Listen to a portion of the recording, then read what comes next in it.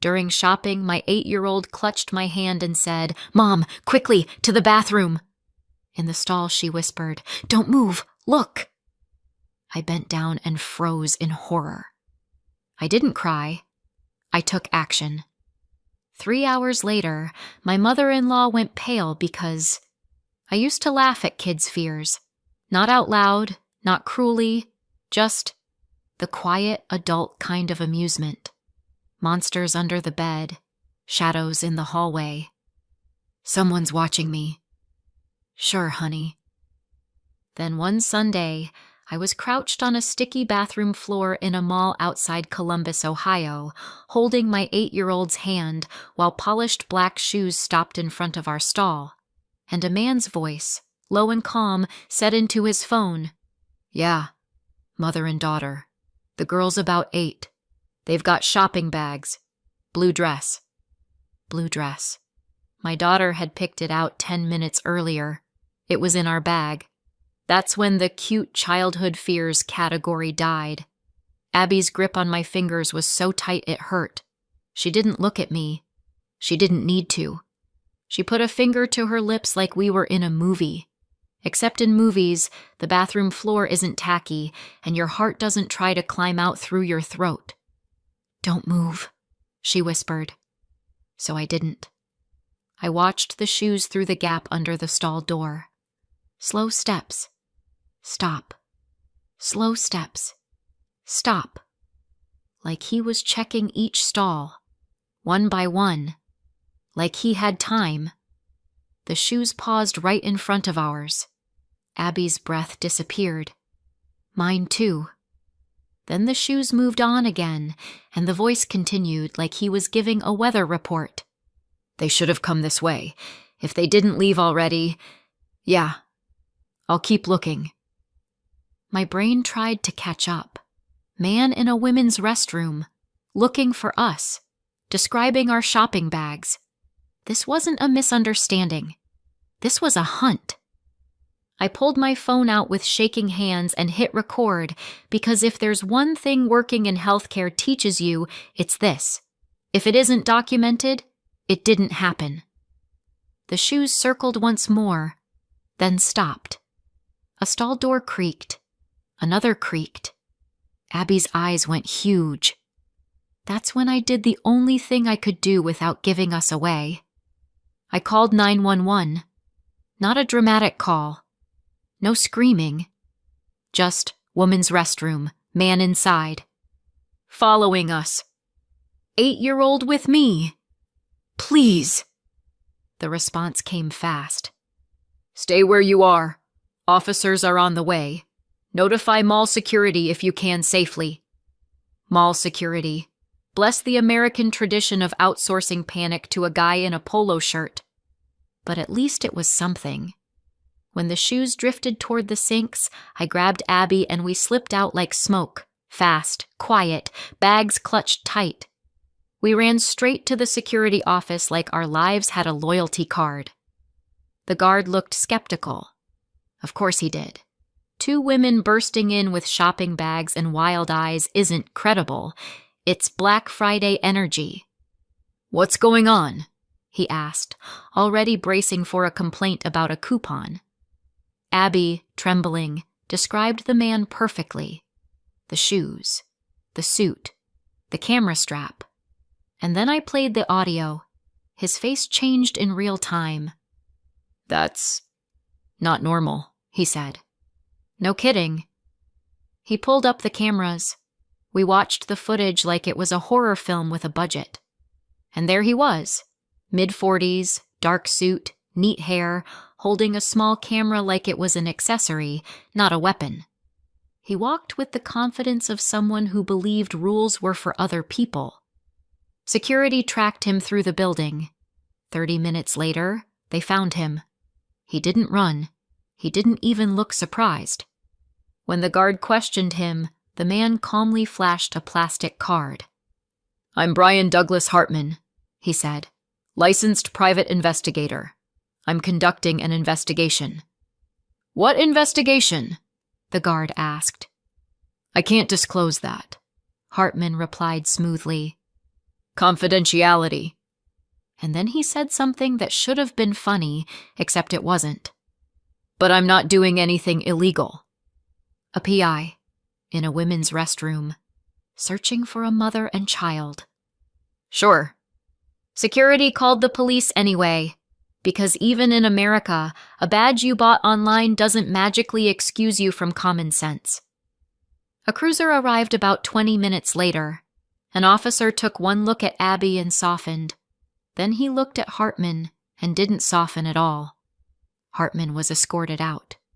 And that's when my phone rang. Mike, my brother-in-law. Kate, he said, breathless. Are you okay? I heard something happened. I blinked. Mike? How do you know? I saw it online, he said quickly. People were posting. A suspicious guy at the mall. I thought it might be you. It had been less than an hour. Maybe in the age of neighborhood apps and local Facebook groups, that wasn't impossible, but it still landed wrong, because Mike always seemed to know things. Before I told him. I'm coming, he said. Where are you? We're with police, I answered. They want statements at the station, but I can drive myself. I'm coming anyway. He hung up before I could argue. Of course he did. 2 years earlier, my husband David died in a car crash. 1 minute you're arguing about whether to buy name-brand cereal. The next, you're signing forms you can't read through tears. After that, everything in my life became a schedule. Shifts, bills, school pickup, survival with occasional spaghetti. I'm a nurse. 12-hour shifts. The kind where you come home and your bones feel borrowed. Abby and I made a routine out of the wreckage. Homework at the kitchen table. Cartoons after dinner. Spaghetti night whenever we needed comfort we could chew. David loved tomato sauce. He used to grow basil in a little planter box on our balcony like it was a sacred ritual. One evening at the grocery store, Abby said casually, pushing the cart like she owned the place, I have a math test tomorrow. Are you ready? I asked, because that's what moms do when they're trying not to think about everything else. I'm fine, she said. Then, quieter. But Grandma Maggie keeps asking if school is hard, like she wants me to say yes. I paused in the rice aisle. My mother-in-law, Margaret Louise Miller, Grandma Maggie to Abby, had been interested lately. Not the normal grandma interested, the measuring kind. Does your mom help you? Is she home much? Does she leave you alone? She always said it like concern, but it tasted like something else. When we got home, Abby helped me with dinner, peeling tomatoes while I tried not to drown in memories. Dad would like this, she said softly. I swallowed. Yeah, he would. Let's buy basil next time, she added. The kind Dad grew. I nodded, because saying no to that would have felt like erasing him. We were finally sitting down to eat when the doorbell rang. It was around 8, late enough that you don't expect company unless it's trouble. I opened the door and found Mike standing there with a small bouquet of flowers, like this was normal. Hey, he said gently. I just wanted to check on you two. Mike was David's younger brother, recently divorced, still carrying that lonely look like a coat he couldn't take off. Abby squealed because she loved people before she learned they could be complicated. Mike lifted her into his arms and handed her a little box. Inside was a plush character from her favorite cartoon. She lit up. I didn't. Because we hadn't told Mike her favorite character. Not really. Not enough for him to know exactly which one to buy. That night, after Abby fell asleep, I sat alone with my coffee and tried to be fair. He's lonely. He misses his brother. He misses having a family. Fine. But then his visits became scheduled. Every day around 6, the doorbell rang. like Mike had set an alarm. He always brought something: candy, school supplies, another toy. At first I was grateful, then I was tired. By the second week, Abby started sighing when the bell rang. "He's here again," she'd whisper, and her smile would dim just a little. Mike would sit on the couch and talk about how empty his apartment felt, how we were a bright spot, how David would have wanted him to watch over us. That line, "David would have wanted," became his master key. He used it on every locked door.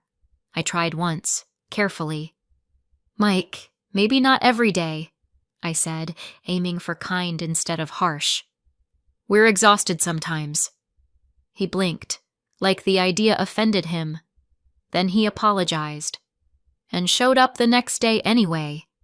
Of course he did. One night he said, casually, like he was reading off a calendar, "Can I come watch Abby rehearse her class presentation? Next Thursday. 2:00, right?" My skin went cold. "How do you know the day and time?" I asked. "Abby told me," he said, smiling. I looked at Abby. She looked confused. "I didn't," she said slowly. Mike laughed awkwardly. "Oh, maybe I heard it another way." "Another way. Sure." He showed up at school anyway, sat in the auditorium among the parents like he belonged there, like he was filling David's seat. After Abby presented, Mike handed her a tiny bouquet. She said thank you, politely. In the car, on the way home, Abby stared out the window and whispered, "Mom, I get tired when Uncle Mike comes." "Why, honey?" She hesitated. "It feels like he's watching me, like he knows everything I love. But I don't remember telling him." Kids don't have a filter. They also don't have a reason to lie about that. So I started watching Mike.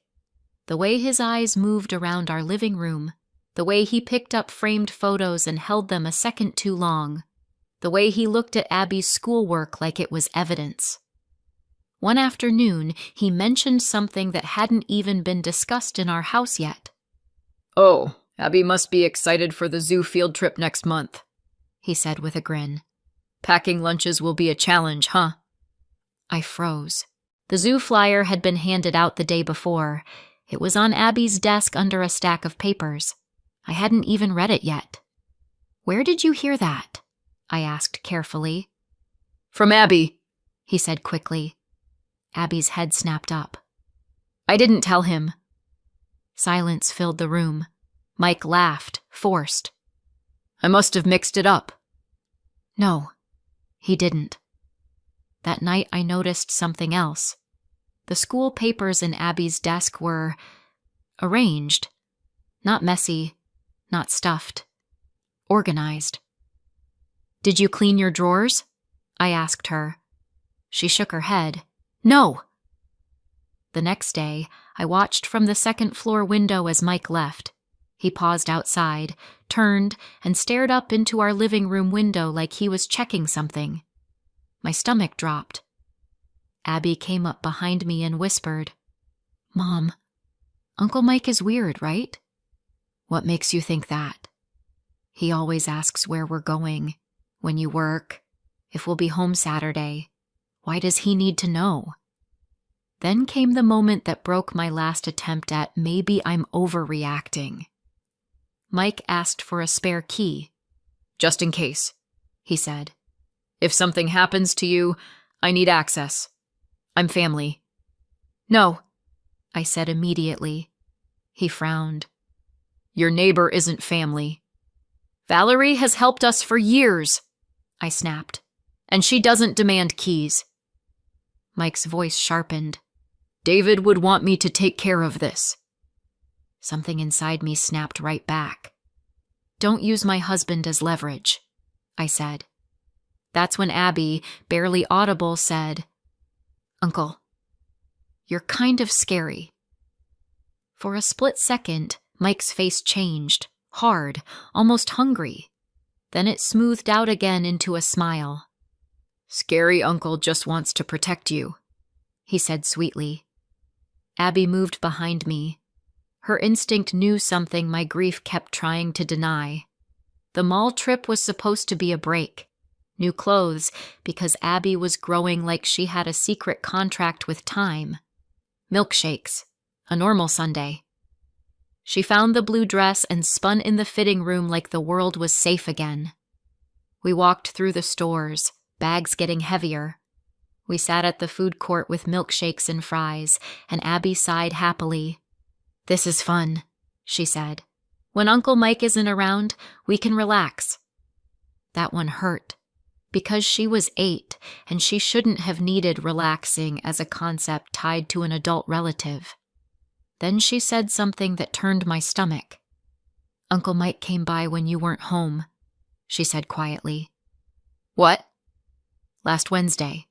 He was outside our building when I got home from school. He asked if you were back yet. I told him I was going to Ms. Valerie's after. He said, okay. Then he left." Wednesday was my late shift. I didn't get home until after 9. Mike shouldn't have known Abby would be alone at pickup, or that she'd be going to Valerie's. I felt cold all over. We threw away our empty cups and headed for the exit. That's when Abby stopped walking. "Mom," she whispered. Her face went white. "That man." I followed her gaze. A man at the food court. Dark suit.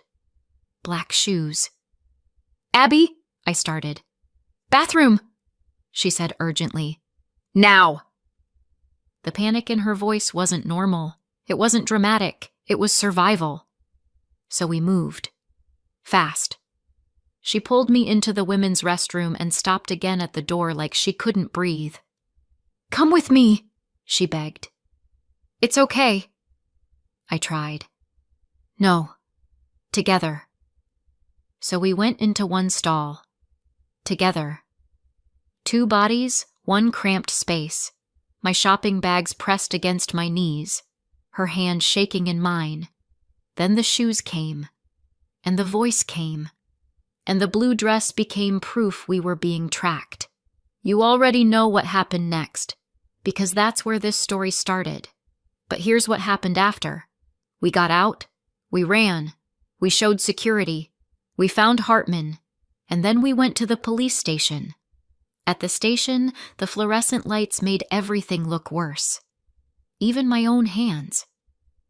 Abby sat beside me, quiet, holding my sleeve like it was the only stable thing in the room.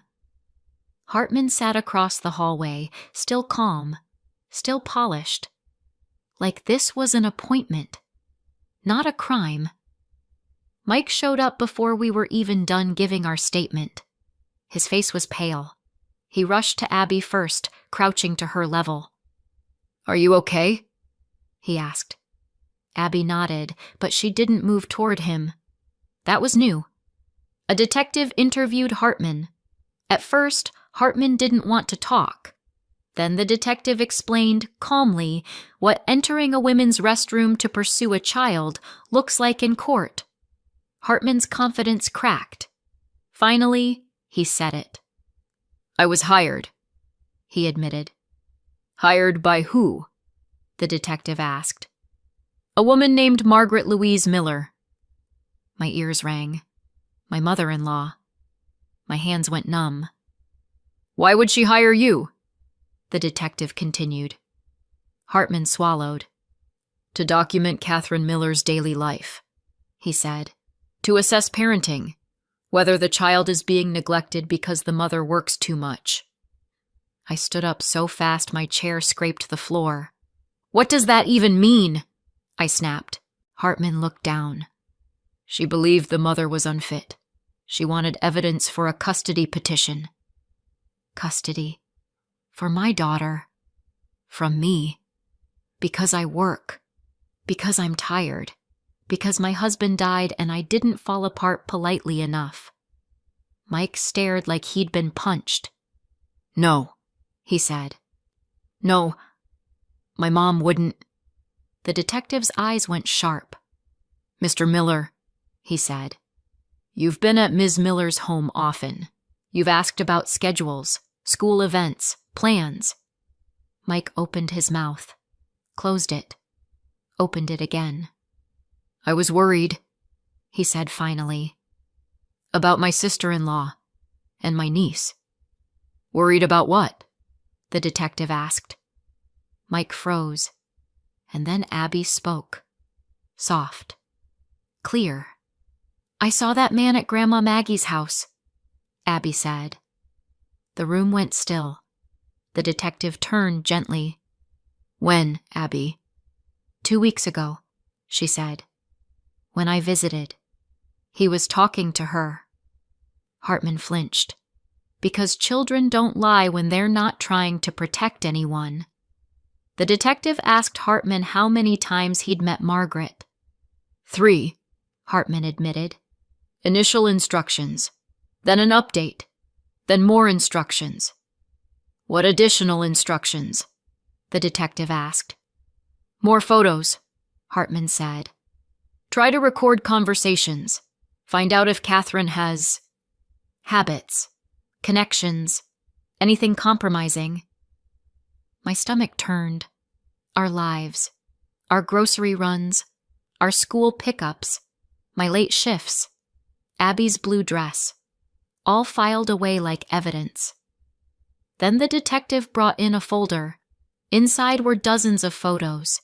Me and Abby at the park, me picking her up after school, me carrying groceries, me laughing with her on a bench like I didn't know I was being watched.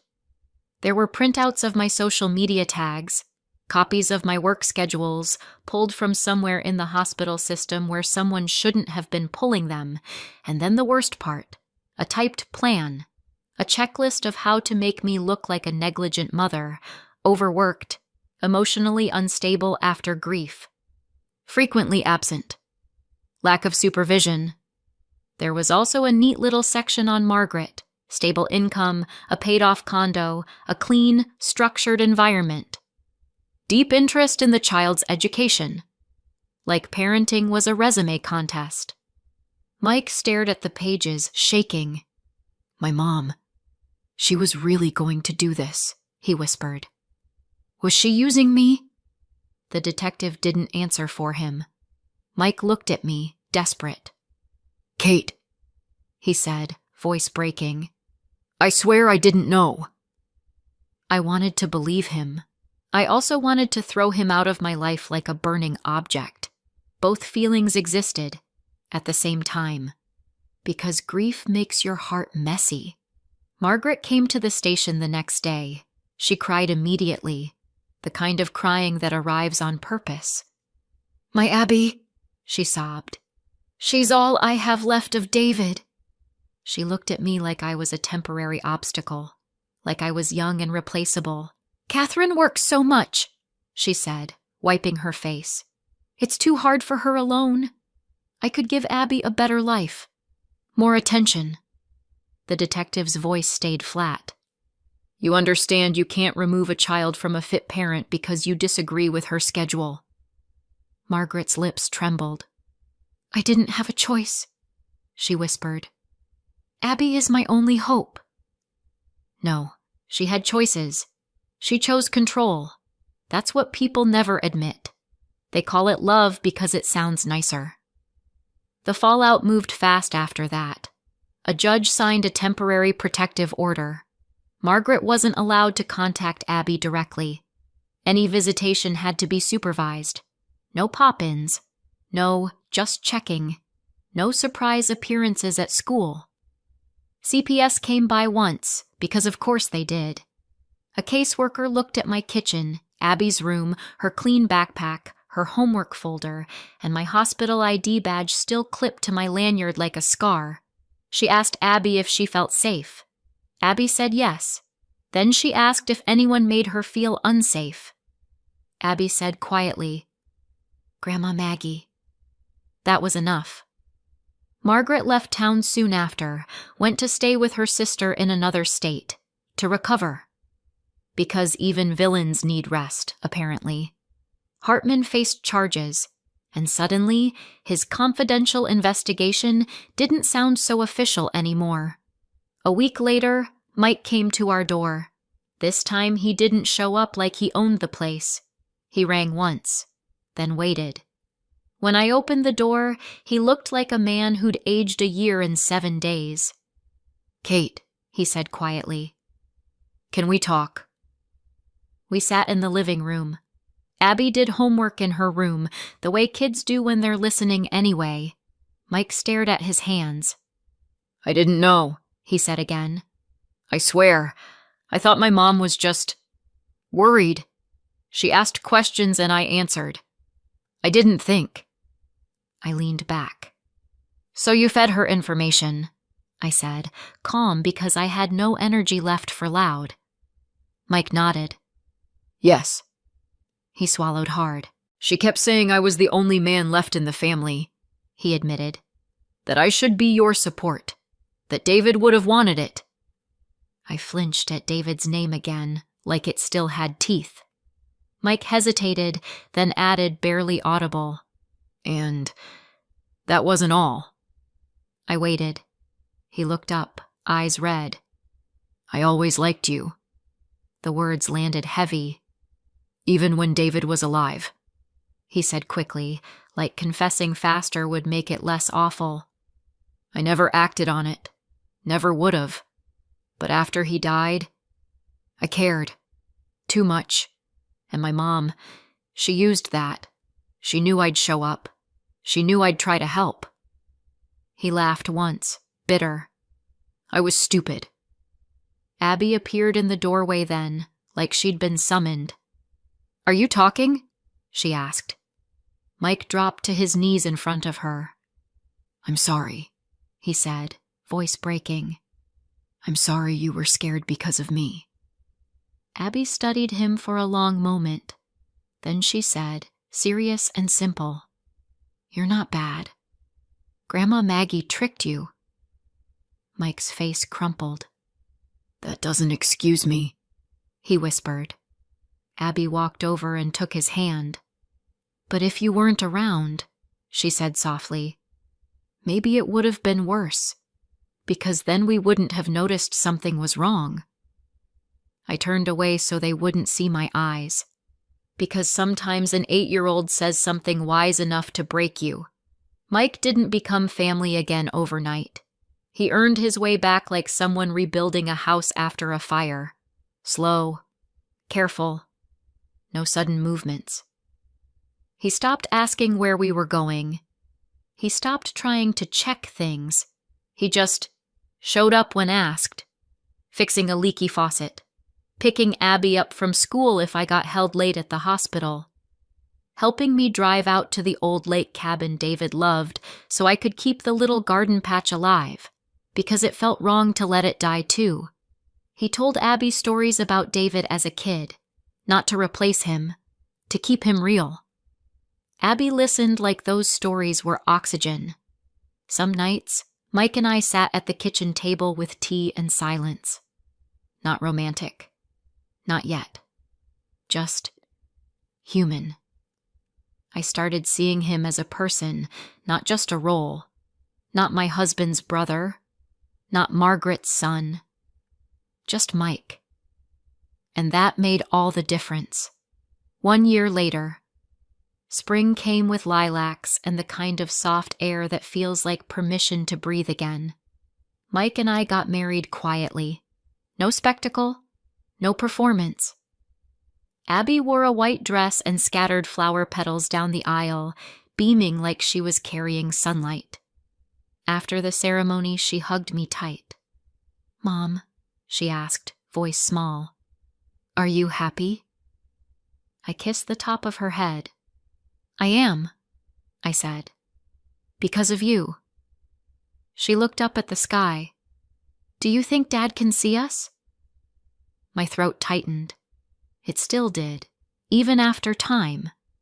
"Yes," I said. "I think he can. And I think he'd want us safe." Mike lifted Abby into his arms. "I'm not here to erase your dad," he told her gently. "We'll remember him. Always." Abby wrapped her arms around his neck. "I love Dad Mike," she declared, then added, just as firm, "and I love Dad David." And somehow, that made room in my chest for peace.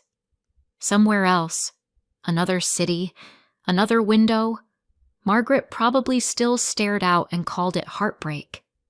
Maybe it was. But heartbreak doesn't give you permission to hunt a child. We didn't cut her off entirely. Months later, after court reviews, contact was limited to supervised calls, brief, structured, and on our terms. She could call Abby, supervised, brief, structured. Boundaries she hated, until she finally learned them. And me? I learned something too. Love that demands control isn't love. It's ownership. So tell me, have you ever had someone claim they were just worried while tightening their grip around your life? How do you tell the difference between care and control? Let me know in the comments. Thanks for watching. If this story hooked you, hit like, subscribe, and turn on notifications so you don't miss the next one. See you in the next video.